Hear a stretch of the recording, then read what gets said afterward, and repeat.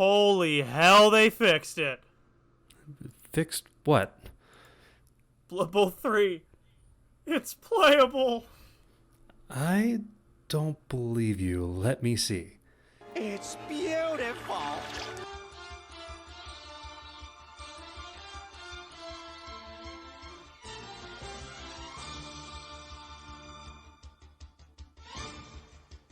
It is time for Blood Bowl 3. And everything that we actually aren't going to complain about this time because it's good. It's actually playably good. And really let's good, just actually. let's just jump right into it. You open up the game, you get into the title screen, and you are met, and hopefully we can clip this, a sound, or rather a song that is very Blood Bowl. It's very like tribal and energetic for no reason other than, you're here. This is Blood Bowl. Welcome to Blood Bowl. You're not met by Bob and Jim yet. It's just like, hello, mother effer. Today is the day where we are going to play some friggin' Blood Bowl. How'd you feel about it this time around, Ayli? There's a lot to feel about here. Overall, I mean, getting in was a pain in the ass, because once again I had to make a new Cyanide account for the 5th fucking time in a row. Because if you would like a new beta saves those. Yeah, if you would like a new Cyanide, if you would like 4 different Cyanide accounts that are BBSPN approved, please contact Ayli. She might give them to you. I was actually able to get in by just making a second account for the last 2 betas. Of course, the second beta, they didn't invite me because they know what I actually am. But this time they screwed up and actually gave me a key to use. So Wait, I finally... I was in the second one. The second one I actually had... I know that I had the invitation for it because I signed up for it and I got the confirmation email, but they did not send me a key. And by the time I was, talking to their tech support, who I imagine was screaming at the top of their lungs by all the emails they were getting about how the second round of betas was going, I wasn't able to play. But this time I was, and I'm glad that this was my introduction into Blood Bowl 3 because it is the game I was hoping for, not just expecting, hoping for. Because it's playable. The transitions are smooth. Let's just start with simple things like customization. You're able with Blood, by the time the beta will be over, but the amount of customization just in the beta is awesome. The colors are a 1-to-1 palette with the colors you get from the Citadel paints. You get all these lovely patterns that you can customize each layer of the pattern. The symbols are just the normal ones you saw with Blood Bowl 2, but just the patterns you get with the players, the thing that really defines them is there, and it is in droves. How do you feel about it? It's really nice. I mean, you're no longer stuck with basic color schemes. Granted, there's 30 or 40 of them in Blood Bowl 2.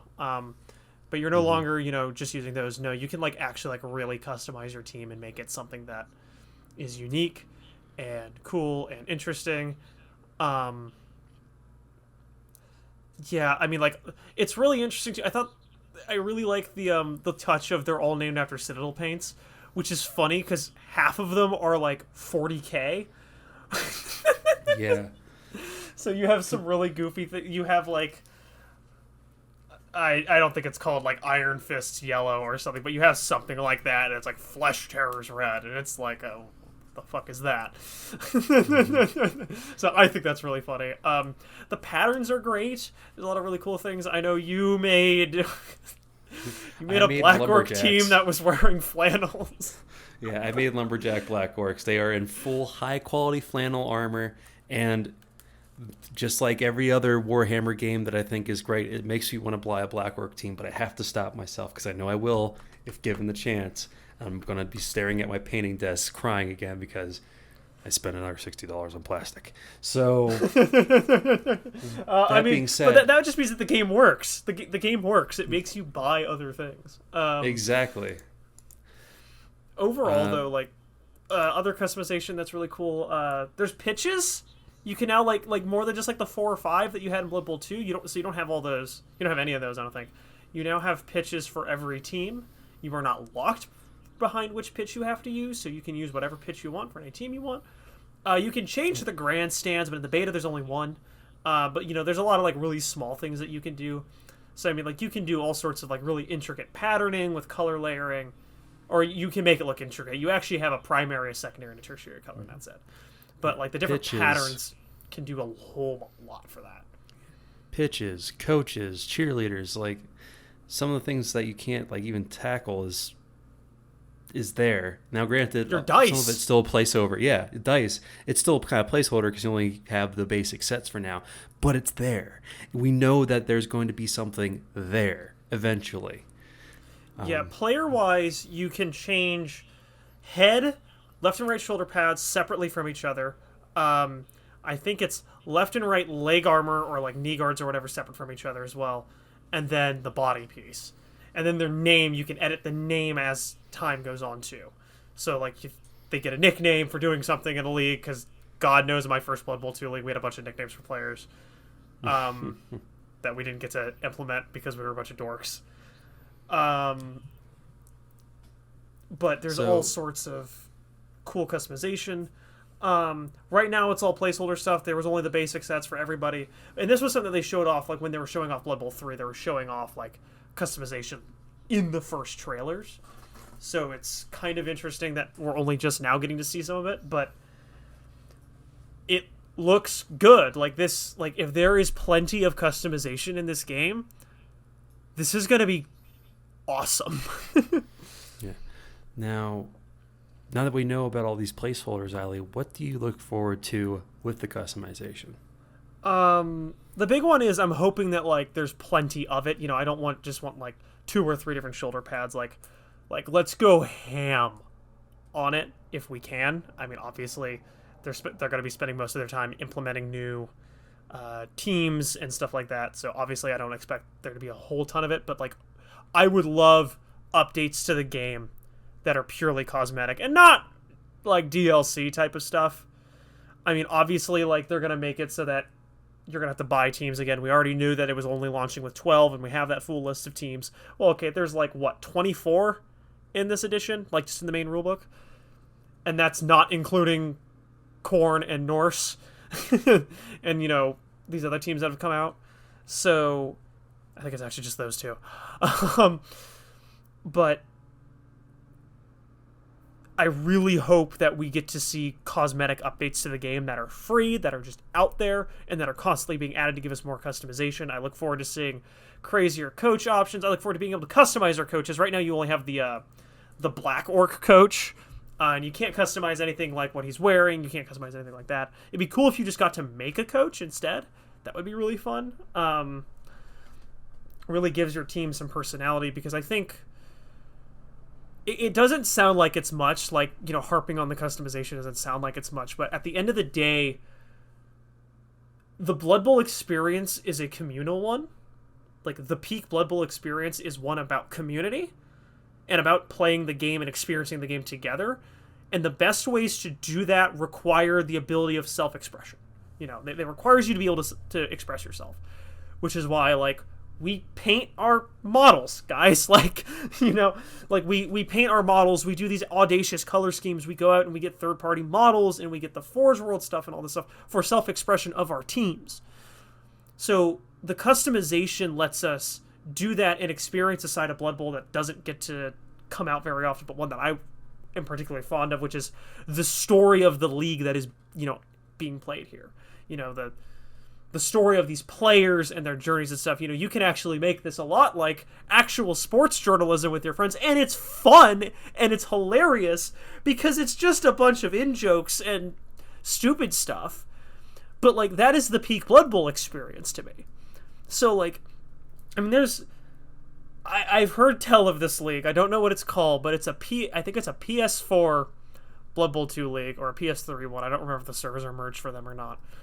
And the whole gist of it is it's a custom team players league that is all drafted from the players already in the league. And all of these players have, like, backstories and crap like that, and the way that it's presented is as, you know, an actual league. So it's presented as sports journalism presents it. And the people who play this love it. There are people who play in this league who only do the storytelling side and don't actually play Blood Bowl, which is really funny. But it's like, you can do all this crazy stuff with customization. Now, I will say that the one big thing that is lacking to me is, notably, there is no customization for gender yet. And okay, you know, gender tends to be like a hot button word in gaming. No, just let me put women on my team. Like, Well, who cares? Like, it's Blood Bowl. Like, do it. Ayli, do you like, we already have them for Norse. Huh?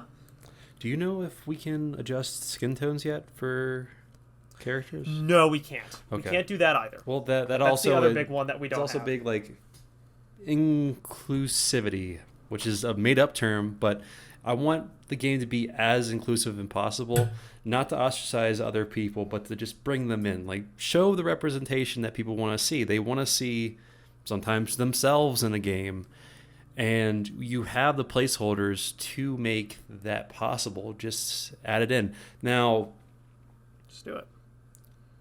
it's a little bit of a harder task to say, you know, just input women, because that means they have to make a model for it, and a model that doesn't Yeah, you gotta make exist whole for- new models and stuff. But there are women models already for ogres, for Khorne, and for the Norse. Yeah, the Norse. I don't think there's one for humans yet, but Let me double check. I'm 90% sure you are correct. We have the basic, like, we have, like, Carla Von Kill, who is basically, like, a human, like, a woman in human blitzer armor. yeah, there is one the for most part. Imperial So, like, we Nobility. have, like, yeah, there's one for Imperial Nobility too. So it's like, these things all exist in the tabletop already. Yeah. Put them in. You know, like, give me the ability to, like, just go nuts with this type of stuff. And I mean, like, do it for ones that we don't have models for either. Like, you know, oh yeah, we also have them for Wood Elves. We have them for Wood Elves too, and I think Dark Elves. I mean, Witch Elves, but okay. But it's like, And the Pro Elves. I want Pro Elves also have it too, don't they? Yeah. So like, but like, we could do it with like dwarves too. Like, screw it, why not? And we'll start the whole debate of, do dwarf women have beards or not? If it's Blood Bowl, they have to have beards. I'm not accepting anything other than bearded dwarf women, because it sounds like the Blood Bowl way, just to have every single thing that is a dwarf have a beard. So Yeah. Do we have it on Khorne? I don't have. I have the team like in my room. If I you don't look up have the Forge Worlds expansion pack, there is women. Of course, Okay, that is a bit of a stretch, but it's there. It's Forge World. It's canon. It's there. It's Forge World. Like, you have to buy Forge World stuff to play this game. Sometimes. Like, to be completely blunt with you, sometimes. So like, do it. Well, the point is that we want to see the rare Blood Bowl experience, aka we want to see women and sober men in the league as well. So Women in sober men. Ah, yes, the two genders, sober and women. fucking wasted. So to make sure that this entire stream isn't just about player customization, going into the tutorial, did you try the tutorial out? I haven't, but I've heard good things about it. It is. I know that everybody said the tutorial was like the best part of every beta. Or not, maybe not the best part, but it was a part that was really, really well done. I have not played it yet. It is very detailed. The only issue I have is with people like me who have a incredibly short attention span when it comes to attention span when it comes to video games. So there were points where I was failing because I just didn't read the darn text. The button, now granted, it's not just a text tutorial. The button is highlighted, the route is highlighted, but I can't do it because I wasn't paying attention. Because I'm just like, I've been playing Blood Bowl 3 years. I know what I'm doing. So it is it is a good tutorial. It'll definitely try to cram as much knowledge as you want into Blood Bowl. I would just recommend that you take it in parts if you're learning, because it's a lot of information all at once. Just like learning Blood Bowl. Yeah, it is. So. Yeah. Yeah. Note to everybody at home.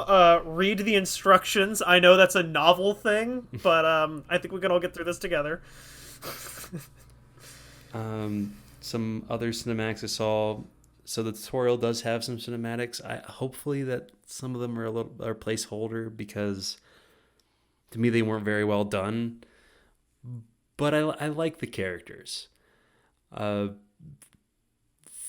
Gold Chewer was a bit of an odd one to me, because he kind of sounds like someone who just got out of high school. But I mean, to be fair, that's like peak orc though. Is like either just out of high school or you're like this angsty like sophomore, junior, something like that. But I like that's peak orc. I like seeing Lord Borak. I like seeing the commercials for the different sponsors. That was fun. It wasn't like presented like as a AAA game, but it was fun to see. And I will always take Blood Bowl cinematic and content of that caliber, and I would like to see more. Not to mention that we had the death cinematic. Holy God. The meme that in BBSPN, for those who don't know, is that when someone dies in our league, we all just get on to the Discord chat and just type in death and just add everyone. In all caps. Yeah. If you're in a voice call, you yell at the top. You're just like, I think it's literally just death. Yeah. Death. Murder. Yeah. To have that in the game was very appealing to me.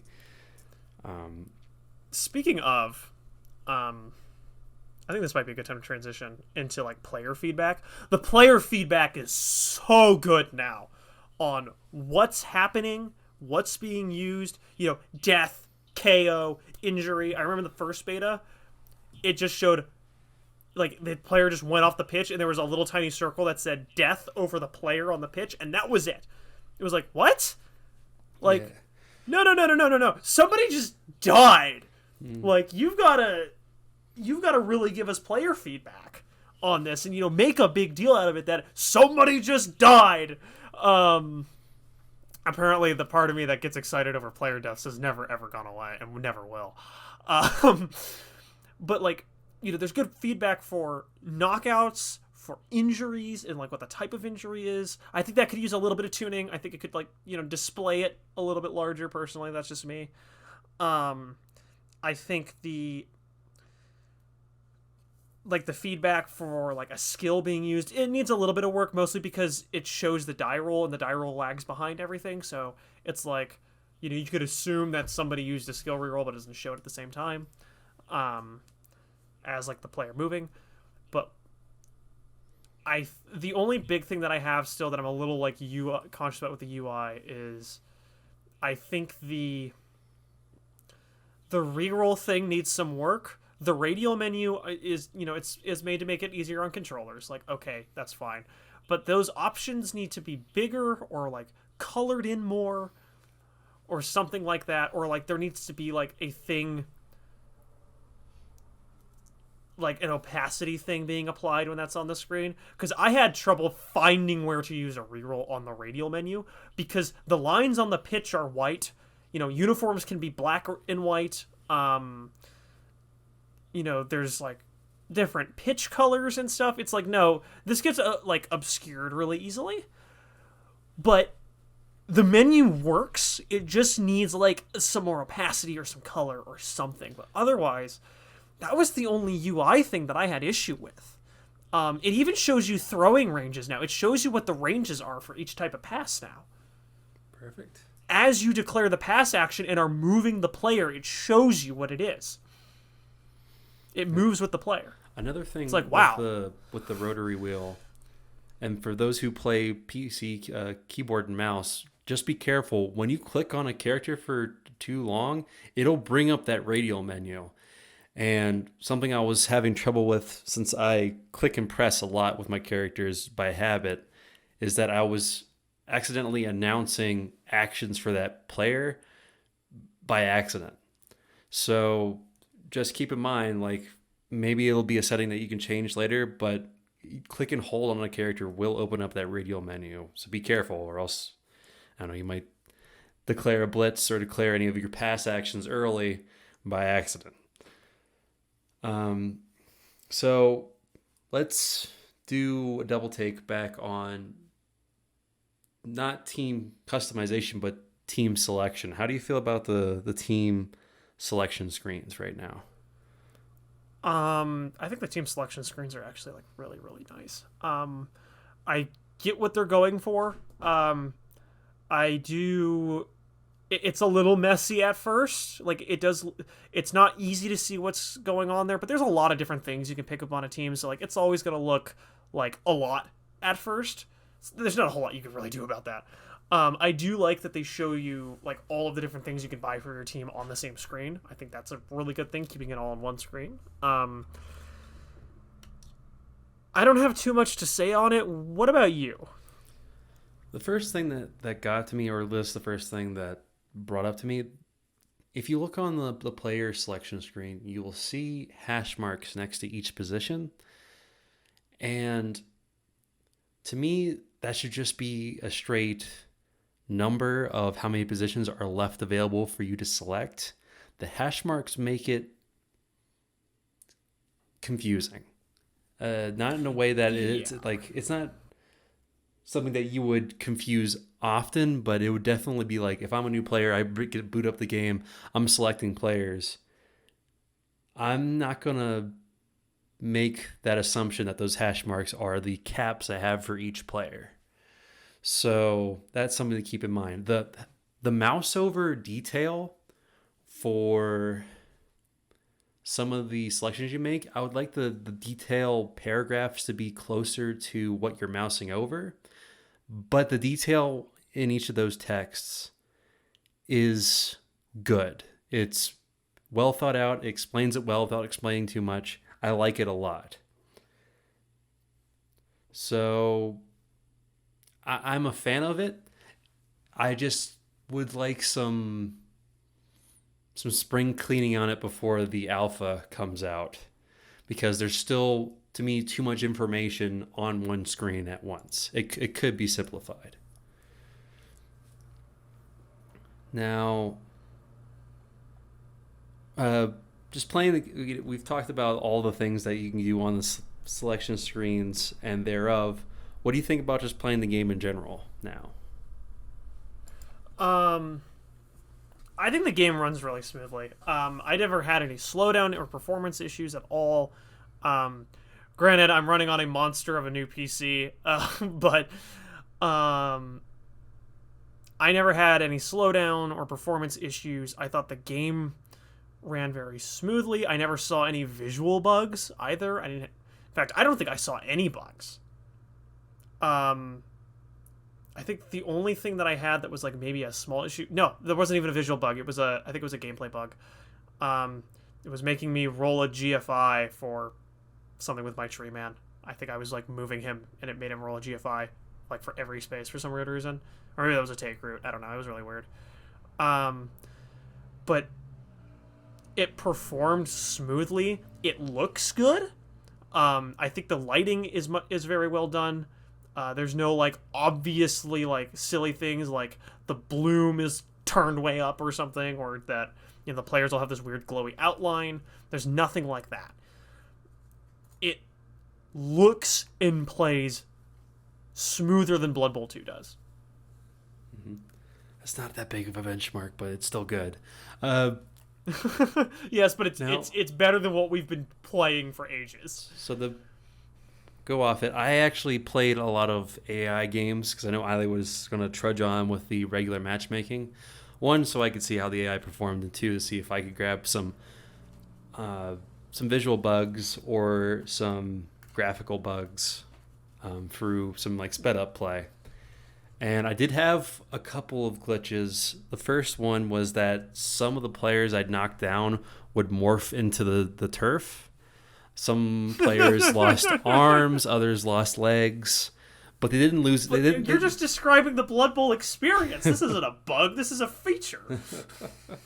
That's true. The good news is that they were able to get their limbs back when they stood up. The biggest one, the AI, on the other hand, still needs a whole lot of work. Some things big of note were that the AI doesn't move models that are open, and it doesn't make the safest options or the safest decisions first on any of the difficulty levels.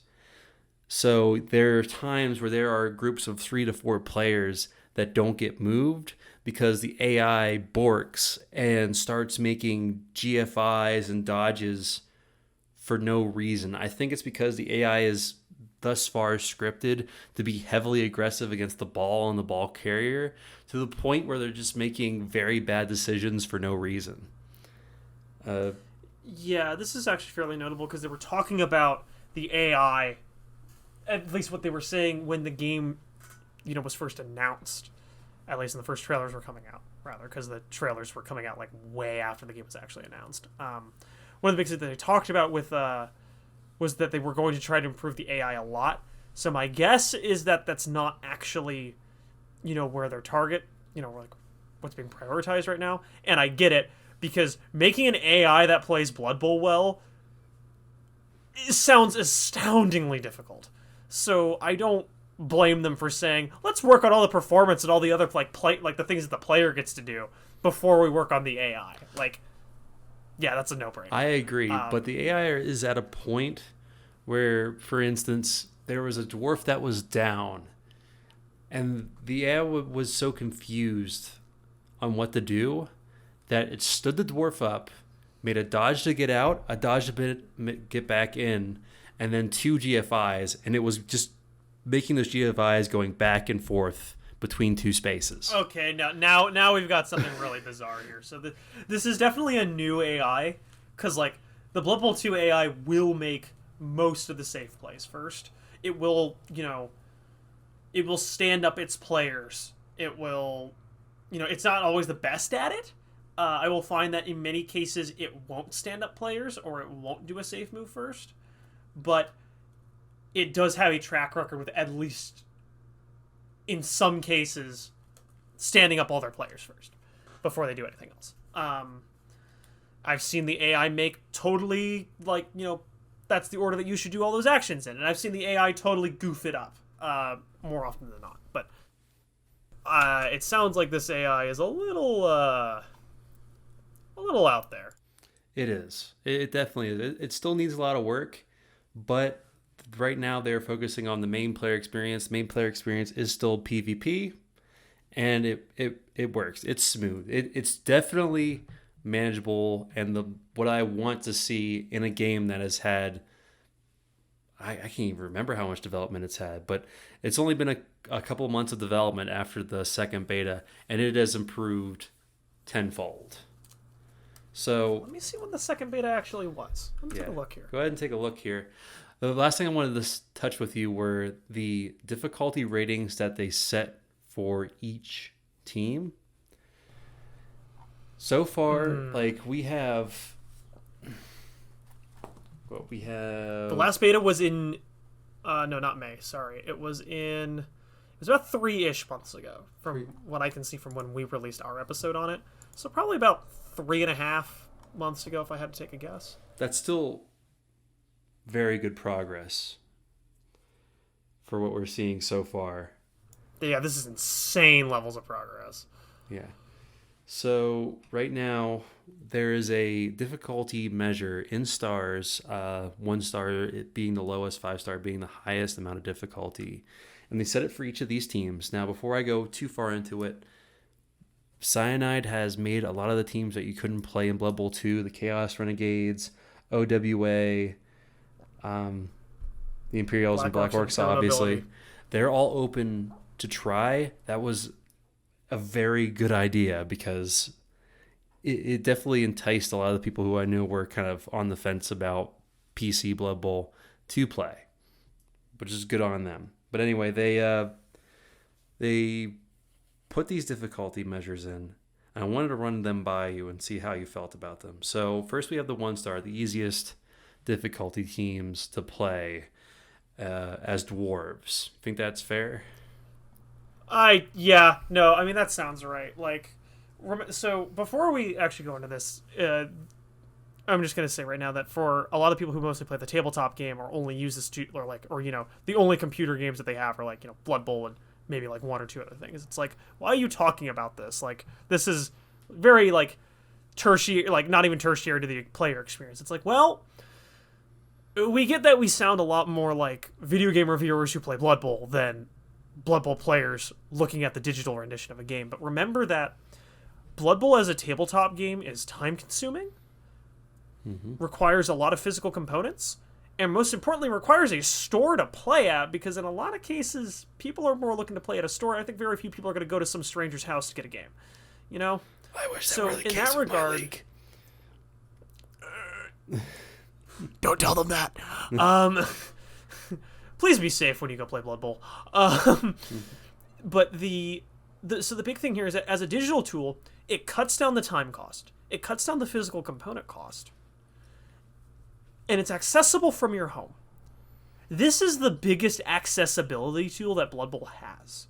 So in that regard, it's the easiest way that people are going to get involved with the community.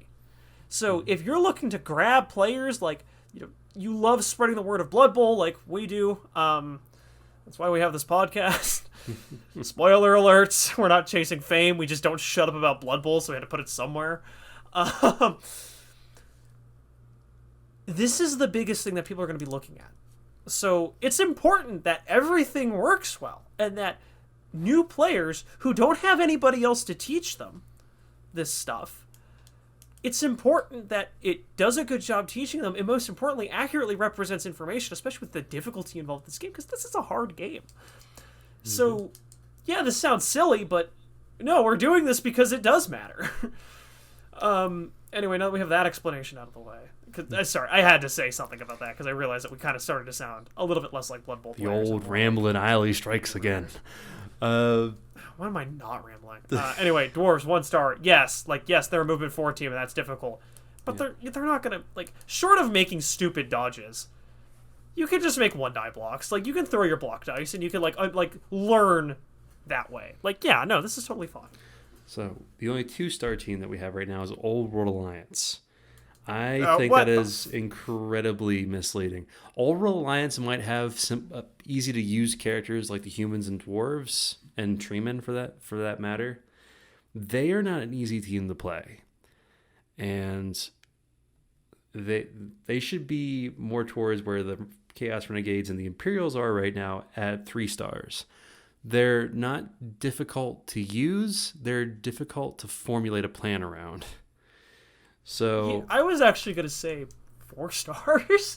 From just experience, this is my most played team in this edition of Blood Bowl. This is my go-to team because I absolutely adore like the motif and like what this team is like representing in Blood Bowl. I absolutely adore that, and I want to put them on the pitch whenever I can.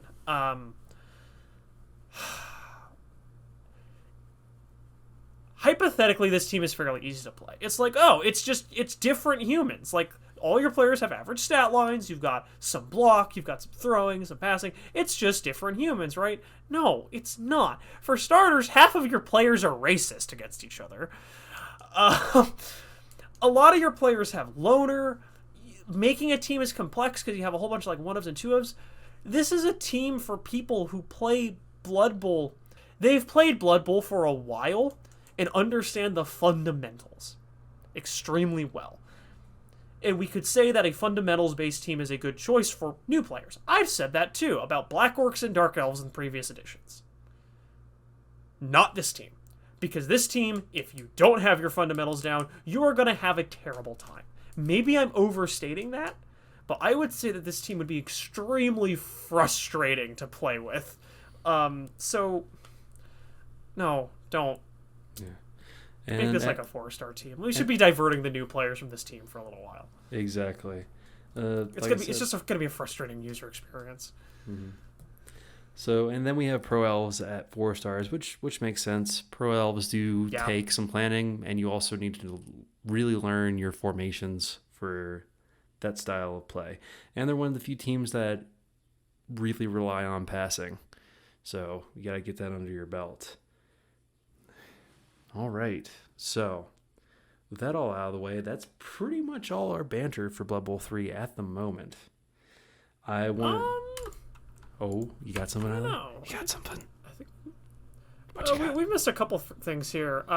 Things that were talked about, things that we talked about before, or like were talked about in the community. The camera controls are working a lot better now. The camera works great. They're cutting to like a, I want to say 30-degree angle. So if you hit the Q and E keys, you'll change the camera angle a couple of degrees with each one. You kind of slice the pie and decide which angle you want. And you also have three separate degree settings for your vertical selection, which is good to prevent like some of the issues I had with Blood Bowl 2, where I'd be way too zoomed in or zoomed out, and the camera would just kind of do its own thing. Yeah. The only jarring thing is that the camera is always facing a certain direction. So when you go to defense, you have to manually flip the camera to be behind your own team, which I think is a little weird, but like otherwise it'll be okay. You can save and create formations now before the game starts. You can save a bunch of formations for your team in like the team creation menu, like where you'd go to manage your team for like level ups and stuff. That is all on that screen now. And you can move those players around, you can save them, you can have a whole bunch of different setups. And you can name them too, so it's easy to remember what they are. What else? There was another thing. Oh, formations. Yeah, the formations. There was one other thing that I know I was talking about. Oh, the skills thing. I think we talked about this the last time we talked about Blood Bowl 3. Like the skills hovering over your players and how like it was really clunky. You can now set it to be like only skills earned from level ups, and you can have it only set to your players or your opponent's players. So like if you know the skills on all your players, but you don't know what the hell your opponents are, you can just leave it so it's only the opponent's players have those. So there's less like clutter. Like Blood Bowl 2 had a lot of clutter and like visual clutter in that regard. But yeah, there's been a lot of improvements. I think that's everything that I have to say about this. Overall, the beta looks extremely promising now. Like 3 months ago, it was ridiculous. Like, it was just not great. I mean, the first one was abysmal. And now we have something amazing. My only concern is that Cyanide, please tell me that you're paying your employees enough. This looks like crunch. I know you say that you are anti-crunch. Please pay your devs more. Like, this is an insane amount of progress for 3 months. Those poor devs. Yeah, well, they're definitely getting their money's worth, because this has changed my opinion almost entirely about the game so far, because originally I was making comparisons to this in like Eternal Crusade. So it is... Yeah. So especially considering that as of the time of this recording, Cyanide is still working on like 2 other games at the moment. This is promising. Like I said, it is a promising feature-filled game that I can actually look forward to, instead of just a mess that I was kind of fearing would crap out somewhere around the holidays and just kind of, disappoint. Well, because the health of this game can reflect the health of the community. If this comes out with like a game that people want to play outside of just regular Blood Bowl players, that is like the catalyst. Like that would put Blood Bowl on the map, not only just in like the Warhammer community, but also just the nerd community at large. That this is here, this is wacky, this is fun, but it has a serious fan base that enjoys it and is welcoming. So yeah, I mean, this is definitely a cult following game. The big thing for me is, so like, why don't we talk about that? Why don't we talk about like what do we think the future of the beta is? Like what's like the necessary things that we need to see at some point in the upcoming betas, because this is definitely not the last one for sure. And where do we think the game is in terms of release? To be frank, Ayli, the only thing I want to see an open beta with, it doesn't even have to be all the teams. Just give me an open beta with some more teams. I want to see how the game runs under stress. not only with players, but just the servers in general. And I want to see some additions with the customization that aren't just placeholder. That is it. That's all you have to show me right now, except for one tiny little detail.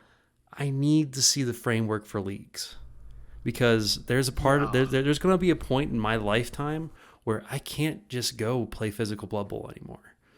And this is one of the few, this is the game that can help me still form our own personal Blood Bowl community without making such lengthy time commitments all the time.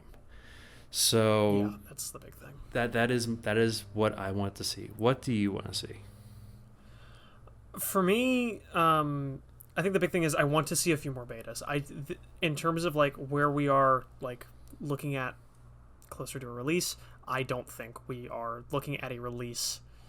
You know, this is not a beta that's like, okay, guys, you know, it's ready to go in 3 months. No, it's really not. This is not the Warhammer 3 situation where, you know, they put it out in the public, put out the gameplay in the public, and like 3 weeks later it was out.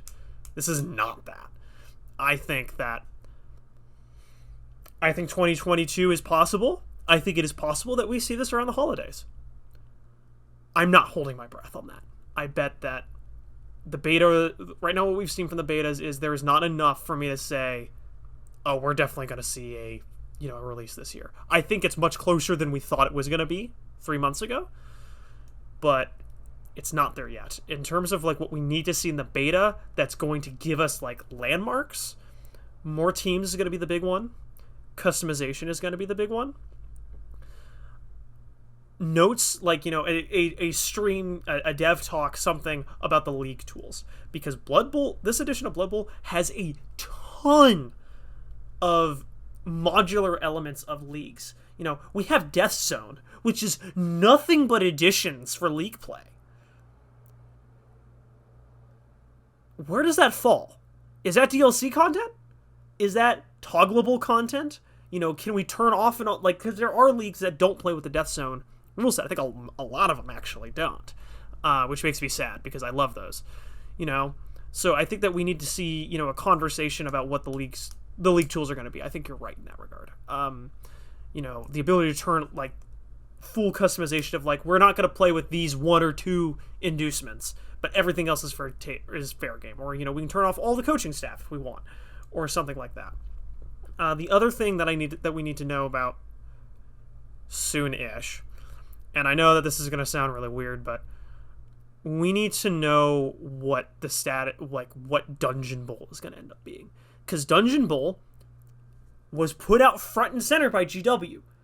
They are saying that this is another Blood Bowl game. It needs to be in here somehow.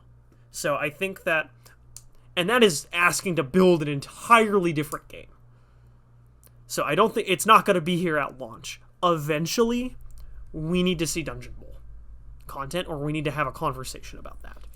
Well, let's keep the conversation on like future digital Blood Bowl for another date, because that opens a lot of possibilities that I would like to see more information on before we get there, like you said, with the dev talk. What I do want to talk about, though, is some of the things that are happening with our Discord server, so we can get some folks involved if they wish. As always, if you guys want to make a comment about what we've talked about so far, feel free to. We love reading and responding to them. All 3 of them. We're also... All 3 of you, we love you. We also we're very close to our 100 subscriber milestone, and we are hopefully can reach that with this video, but if not, that's fine too. If we do reach the 100 subscriber video, we want to reach out to you guys and see what you'd like to see from us for a special, because that is a goal that I didn't even think that we could reach. I did not even think about goals when we first started this, but the last 4 or 5 months of episodes have done way better than I think that we ever thought that they could have. I mean, the idea that 400 people clicked on one of our videos is just like, what? What? That's insane. For our Discord specifically, Chill League 3, our open, very loosely ruled league, is entering its third season. So if you would like to join in on that, it is done in Blood Bowl 2 PC. Feel free to drop in. You can drop out whenever. There's very little roles. You can concede. You can play to your heart's content. You can play whatever, whenever, at any TV. Just bring what you want. Just bring whatever you have. We're looking to start by the end of this month in June. But like I said, or you can just drop by the Discord and say hello, or fuck you, or whatever you want to say to us. Trust Don't me, say we that, can take it. If you say that at me specifically. Yes. Do not at me. I will cry. A special thank you to all of our artists and our editor Keyframe who edit these videos. Without him, we would be lost and not have a lot of fart reverb randomly put in between this episode. And we hope to see you all next time on the pitch. Keyframe, please do not put fart reverb in the video. Please, no. I will find you and I will slap you. We have a Twitter that's barely used that you can follow us, and you can follow all of our other content, mostly on Discord itself. This has been a Blood Bowl podcast from BBSPN, and we will see you later.